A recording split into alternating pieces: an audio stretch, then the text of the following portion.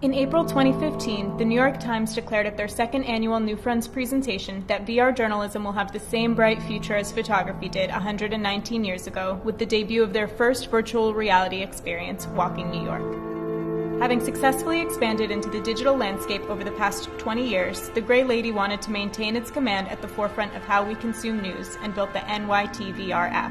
For the app's launch, the New York Times collaborated with our virtual reality creators once again to create the Displaced, a new virtual reality experience that places viewers directly inside the global refugee crisis. VR creator Imran Ismail and New York Times journalist Ben Solomon went to South Sudan, Ukraine, and Syria to follow 3 children as they navigate through the largest refugee crisis since World War II. By 2015, more than 60 million people worldwide have been driven from their homes by war and persecution, roughly half of whom are children.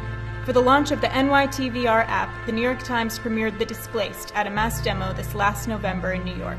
The following Sunday, over 1 million subscribers received complimentary New York Times branded Google Cardboards with their Sunday paper, giving them the opportunity to empathize and experience the devastation of the refugee crisis firsthand, an idea considered unattainable in journalism until the advent of VR. With The Displaced, millions of people, both young and old, were not only exposed to their first VR film, but through this timely convergence of technology and journalism, lent an entirely new perspective to what has already become one of the most pivotal events of this century. Thousands shared the experience on social media with the hashtag NYTVR, and media outlets worldwide praised the film and its creators, declaring VR's arrival into the mainstream. Within the first 3 days of its release, the NYT VR app had been downloaded more times than any other app in the publication's history.